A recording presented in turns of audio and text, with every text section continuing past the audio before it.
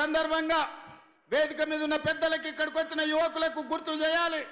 పేదవాళ్ళ ఆకలి తీర్చడానికి ఆనాడు పబ్లిక్ డిస్ట్రిబ్యూషన్ స్కీమ్, ఈ రోజు మనం ఏదైతే రేషన్ షాపులు అంటున్నామో 1957లో పండిత్ జవహర్లాల్ నెహ్రూ గారు మొట్టమొదట ఈ ప్రాంతంలో ప్రధానమంత్రిగా ఉన్నప్పుడు పేదలకు ఆహార భద్రత కల్పించాలని 70 ఏళ్ల క్రితమే పీడీఎస్ విధానాన్ని కాంగ్రెస్ పార్టీ తీసుకొచ్చింది. ఇవాళ ఆ పౌర సరఫరాల శాఖనే దొడ్డు బియ్యం పథకాన్ని అమలు చేస్తుంది.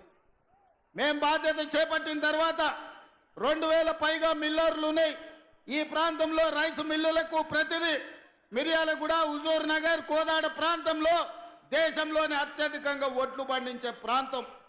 ఇవాళ నల్గొండ జిల్లాలో 12 లక్షల ఎకరాలలో వరి పండిస్తున్నారంటే ఇక్కడి రైతాంగం ఒడ్లు ఎన్ని పండిస్తారో, ఈ రోజు ఈ దేశంలోనే అత్యధికంగా ఒడ్లు పండించే రైతులు ఈ ప్రాంతంలో ఉన్నారు. ప్రభుత్వం ఏర్పడ్డ తర్వాత పెద్దలు ఉత్తమ్ కుమార్ రెడ్డి గారితో మాట్లాడినా. మేము సివిల్ సప్లైస్ కార్పొరేషన్ సమీక్ష చేసినాం.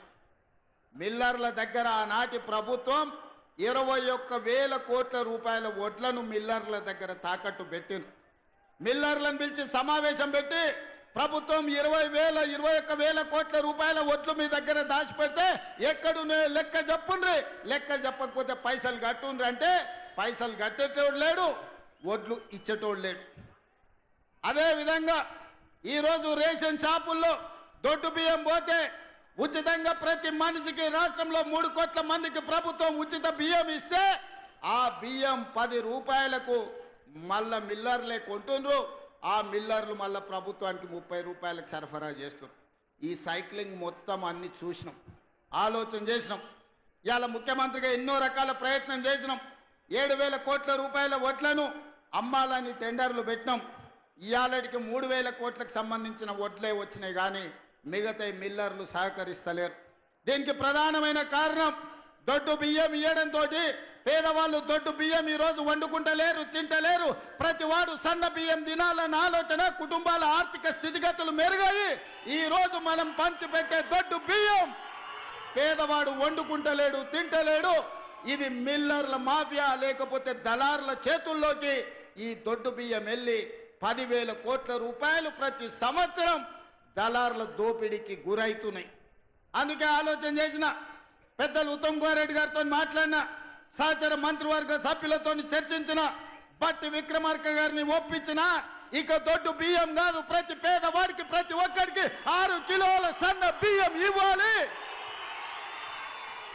ఉగాదో, దీపావళి, సంక్రాంతి పండుగ కాదు, పేదవాడి ఇంట్లో ప్రతిరోజు పండుగ ఉండాలి, సన్న బియ్యం వండాలి, పేదవాడి కడుపు నింపాలి. ఆ బాధ్యత మేము తీసుకోవాలి. సోనియమ్మ నాయకత్వంలో ఆలోచన చేసినాం.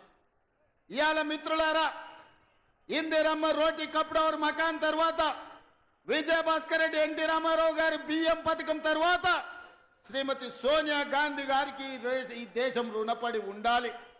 చట్టబద్ధత లేదు. అందుకే ఆహార భద్రత చట్టాన్ని పార్లమెంటులో తెచ్చి పేదవాడికి తినడానికి అవసరమైన అన్ని వసతులు ఏర్పాటు చేయాలని ఆహార భద్రత చట్టం శ్రీమతి సోనియా గాంధీ గారు పార్లమెంటులో తెచ్చి పేదవాడి ఆకలి తీర్చడానికి సోనియమ్మ చట్టాలు చేసింది. పెద్దలు చెప్పేటోళ్ళు, మా నాయనమ్మ చిన్నప్పుడు అనేది, భార్య జీతం చూస్తుంది, అమ్మ ఆకలి చూస్తుందని. భార్య మొగుడుకొచ్చే జీతం లెక్కేస్తుందంట, అమ్మనేమో కొడుకు కడుపులో ఉన్న ఆకలిని అంచనా చేస్తుందంట.